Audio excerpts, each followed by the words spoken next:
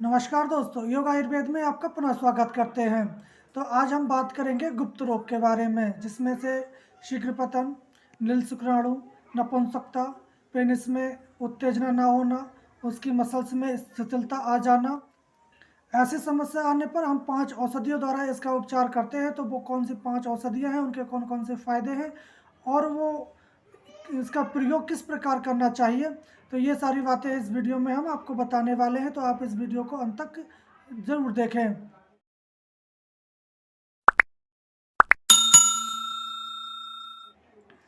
तो आज की जो भाग दौड़ ज़िंदगी है, इसमें पैसे के पीछे आदमी भागता जा रहा है और अपने स्वास्थ्य को नहीं देखता है। और इनके कारण उनका नर्वस सिस्टम वीक हो जाता है, या डिप्रेशन में आ जाते हैं, या चोट लग जाती है, या एलोपैथिक के उपचार के कारण उनको कब्ज़ हो जाती है, या उनके पेनिस की जो मसल्स है वो ढीली हो जाती हैं। तो ऐसी कई सारी समस्याएं उत्पन्न हो जाती हैं। तो ऐसे में आप क्या करें कि कौन सा उपचार करें? तो बहुत सारे वैद्य हैं, आयुर्वेदाचार्य हैं, वो आपको शिंगरफ, नागवशम या हड़ताल, गोदंती, ऐसे खनिज या धातुओं से जो बनी औषधियाँ होती हैं, उनको द्वारा आपका इलाज करते हैं। वो आपके लिए काफ़ी हार्मफुल हो सकती हैं, नुकसान पहुंचा सकती हैं। तो मैं आपको एक ऐसा सरल और ईज़ी या सस्ता योग बताने वाला हूं, जिसके प्रयोग से आपकी ये सारी समस्या जो है दूर हो जाती है। तो वो कौन सी 5 औषधियाँ हैं, उनके बारे में आप थोड़ा सा जान लें। ये विदारी कंद का चूर्ण है, जो अभी हमें और बारीक करना है। अभी हमने कूट रखा है। ये विदारी कंद है, जो शरीर में ताकत है, एनर्जी का काम करता है। ये शतावरी है, जो इस काम को बढ़ाने का काम करती है, या शीघ्र पतन में काम करती है। और जो आपका सीमन है या स्पर्म है, उसको ये गाढ़ा करने का काम करती है। ये शतावरी है, ये भी एनर्जी का काम करती है शरीर। और इधर ये है अश्वगंधा, जो आपके स्ट्रेस लेवल को कम करता है, मसल्स को नया बनाता है, शरीर में एनर्जी लाता है, उत्तेजना लाता है, स्फूर्ति लाता है। तो इस वनस्पति को अश्वगंधा, अश्वगंधादि के नाम से भी जानते हैं। ये नागौरी अश्वगंधा की जड़ है। तो इसका भी हमें पाउडर करना है। और इधर है केवस, कौच के बीज।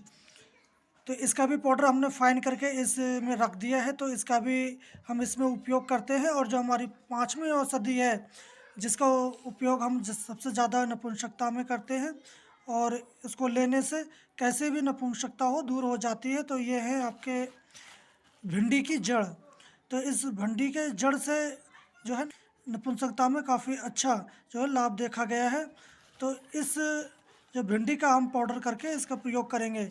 अगर आपके मूत्र संस्थान में अगर गर्मी है, तो भी इस भिंडी का उपयोग कर सकते हैं। ये इसकी एक से लेकर 2 खुराक अगर पानी के साथ आप इसका यूज करते हैं, तो पेशाब की जलन, प्रमेह, ब्लैडर में जो गर्मी है उसको ये शांत करने का काम करती है। और कौच, जिसको हम केबस भी बोलते हैं, तो इसका उपयोग स्पर्म काउंट बढ़ाने के लिए, नर्वस सिस्टम ठीक करने के लिए, और वेगोरा उसको बढ़ाने के लिए इसको उपयोग किया जाता है। तो इस प्रकार से ये 5 औषधि हो गई। कांच बीज, तो कांच बीज जो आपने देखा था, ये शुद्ध कांच बीज है। और कांच को कैसे शुद्ध किया जाए, इसकी विधि के ऊपर हमने एक वीडियो पहले बना रखी है। अगर आप देखना चाहते हैं तो उसका लिंक डिस्क्रिप्शन में दिया गया है, आप वहां जाके देख सकते हैं कि कांच को किस प्रकार शुद्ध किया जाता है। अब बात करते हैं इस औषधि का प्रयोग किस प्रकार करना है।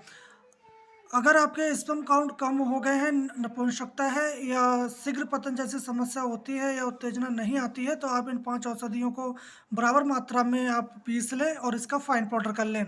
और खाना खाने के बाद इसको जो दूध से करीब 250 ग्राम दूध के साथ इसका सेवन करना होता है।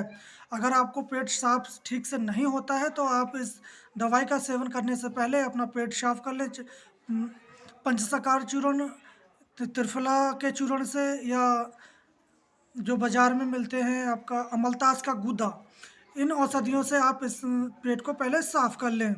तो पेट साफ़ होने के बाद जब आप इन औषधियों का प्रयोग करेंगे, तो इन औषधियों का ज़्यादा प्रॉफिट देखा जा सकता है। तो इस प्रकार आप इस औषधि का जो सेवन है 3 ग्राम से लेकर 4 ग्राम तक की मात्रा में आप कर सकते हैं। और कभी इसकी मात्रा अगर ज़्यादा भी ले लेते हैं, तो कोई भी ज़्यादा ऐसा कोई साइड इफ़ेक्ट नहीं देखा गया है। परंतु इसकी जो मात्रा है उसको ज़्यादा नहीं लेना होता है। और जिन लोगों को पेशाब में जलन होती है या शपनदोष, नाइट फॉल जैसी समस्या होती है, उनको ये पुष्टवर्धक चीज़ें नहीं लेनी होती हैं, नहीं तो उनको वीर्य गाढ़ा होगा और उनको जो है शपन दोष और बढ़ सकता है। तो शपन दोष व्यक्ति को इसका सेवन नहीं करना होता है, छोटे बच्चों को भी इसका सेवन नहीं कराना होता है। अगर किसी व्यक्ति को ऐसी कोई समस्या नहीं है तो भी इन औषधियों का वो सेवन कर सकता है। ये आंतरिक और बाह्य दोनों कमज़ोरियों को ये दूर करता है, शरीर में ताकत, स्फूर्ति और स्ट्रेस लेवल को ये कम करने में सहायक होती हैं। तो इस औषधियों को आप घर पे ही बनाएँ, क्योंकि बाज़ार से आप लेते हैं तो उसमें बहुत सारी मिलावट वाली औषधियाँ मिक्स कर देते हैं, जो आप उसको यूज़ करें ताकि आपको अच्छा रिज़ल्ट नहीं मिल पाए।